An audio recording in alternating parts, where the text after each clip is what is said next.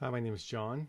I released a new plugin called the ESV Bible Extension, and I just want to just demonstrate how this works and how you can use it within your Rome graph. You can essentially just type in a chapter or a series of verses, and then use the command palette to search for the ESV Bible query. Once you press enter, it will then make a query to the API and pull down the verses. Currently, we insert each verse as its own block.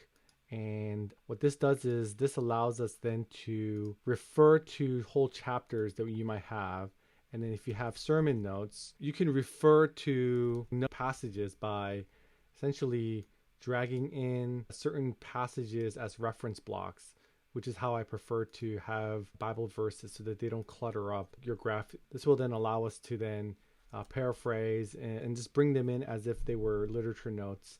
So what I typically do is I've created a page with all the books of the Bible, and let's say a sermon covers a chapter within First John. I'll just type in maybe a new chapter. The extension will either look for a text on where you're selected, very similar to the Wikipedia extension, or if it's empty, it will look at the title of the page and then just pull in your verse.